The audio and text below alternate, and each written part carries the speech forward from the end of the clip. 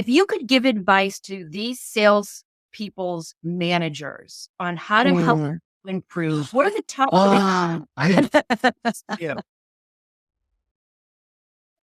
The first thing I would say, and this is probably going to be a little controversial, abandon the vanity metrics, because number of dials, number of this, number of that make you feel comfortable, like a warm blanket, like, yes, we're doing these things. They're nothing. They're the same thing as like open rates for email. Half the time they don't even mean anything. It's just me marking all as red. I mean, there's so many things that it's meaningless. Yeah. Find out what actually works, customize those plans to the people that work. If you have a nurturer who sells 5 deals a year, but they're worth 5 times your company's sales target, let them sell how they sell. And then if you have someone that has a smile and dial and bring in a whole bunch of small values, let them do that too. Don't be afraid to make that custom. And I feel like the metrics is the number one thing there, because that's what's going to drive someone into the ground. You might have someone willing to do what they know will help the client buy and buy a lot, but they can't because their actual metrics or their manager won't let them sell the way the buyer wants to buy. Insane. Yes. Yeah. And I think to their partners, that is definitely a tough one. I would say advocacy, because I do know it's extremely difficult when you're a salesperson if the process fights you the whole time. So if you know that this is what is needed to buy, talk to your marketing, talk to your CMO, your chief revenue officer, talk to the people that actually help make these decisions and figure it out. One thing that they might not have a lot of juice to make happen unless they're, quite up there and have the pull, is the importance of branding. When I was in sales at Global Spec, they had an article that went out that was possibly one of the most important things I'd ever seen. And it was about how if your company is not effectively doing branding, then your sales reps are having to do it at the beginning of every single call that they have. And think about that. If I am Apple and I call you and I'm selling you on something that I know you're going to love, you know who Apple is, you know what we're about, and it's a pretty easy thing.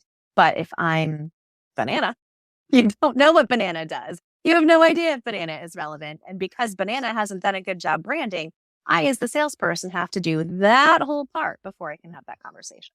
Yes. I call it sales posturing. And it's one of the things that we're in salespeople. How are they able to position themselves in the company when the company isn't very well known? And and I never would have thought of that third point, but you're so right, is that if you as a company don't have a strong message and brand about who you are and what's important to you and what you do best instead of everything, then you're relying on however many dozens of salespeople with different types of messaging to do that. Yes. So they need to figure out, when they're talking to someone, they need to figure out, are they, are they accomplishing awareness, understanding, or engagement? Because everybody's, regardless of what we call the funnel, it falls into those three. Where is the person you're talking to? And that's where you have to start, even if it's not where you want to start. Right. So number one, which is the vanity metrics. I love that. I talk with so many sales leaders as to, what metrics should I be looking at? And it's all activity, which in certain respects is what I call a lagging indicator, because it's either happened or it happened and you don't know until after the fact whether it has. Yeah. And it's not something that necessarily means that you're going to actually get the deal. Whereas leading indicators, things like I look at talk time on calls, number of questions, buyer engagement on the call, response times, open rates in sense of follow-up, opening your emails. These are all leading indicators that tell us whether this is an actual quality conversation that's going to move forward and impacts your lagging indicators. I also love that too, because sellers, a lot of times the behaviors that they adopt is because they're under the pressure to meet their activity metrics. I need to absolutely 50 calls, and I don't have time to customize all of those to make it relevant to my buyer. So I'm just going to spray and pray. That is exactly, I've done it. Yeah. I would have hours of talk time, but because I actually had a successful day talking to people, I'm like, shit, I'm 20 calls less than what I need to do. And you can call me real quick. Yeah. And so you have to, and so again, this is how companies create the problems that salespeople are struggling with. And then to your second point, like the advocacy side of things, as sales managers, they have the toughest jobs, really, because they're trying to be the buffer between their sellers and all of the demands that are coming down the pike. And they have to create this bubble of an environment for their sellers to be able to operate in so that they can be focused on their buyers. Yes. Unfortunately, what most managers do is as the pressure comes down to them, it continues to travel. You know, that saying, what's it? And you see it. It rolls downhill. Yeah. Yeah, exactly. Such great points, Tiffany. Thank you so much. What's the best way if people wanted to reach out and ask you some questions for them to get a hold of you? I think LinkedIn's probably the easiest one because given the nature of my role, my email box is where things go to die. So after I clear my 300 unread emails every morning, I might see the things that I care about, but LinkedIn's probably best. Yes. So if you are, and if you're going to sell me something, do not waste my time. I was just going to say that because now she has told you exactly what it is that she cares about. And so if you're a seller and you think that Tiffany is going to be your buyer, my best advice to you is to follow her advice. Otherwise, I will hear about it. And then, oh, yes, exactly.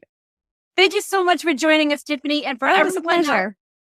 Thank you so much. I mean, I think that this is invaluable to the sales profession because if more and more people start listening to their buyers, I'm hoping that this becomes a megaphone for buyers to be able to say, hey, this is why I'm not answering your email and broadcast it everywhere. So thank you. I'm so glad you're doing this. On behalf of every buyer out there, thank you. Send them my way because we could probably do this every single day. Oh, sure. So for those of you who are listening in later, please join us for our next Ask Me Anything, Buyer First. It's going to be happening the third Tuesday of every month until we start getting some more guests coming in. We might start doing this every week. And if you're a seller listening and you want to know what's going on in the head of your buyer, send me a message. Tell me who your ultimate buyer is, and I'll see if I can find someone in my network to understand what's going on inside your buyer's brains. Until next time, everyone, keep learning, keep sharing out there.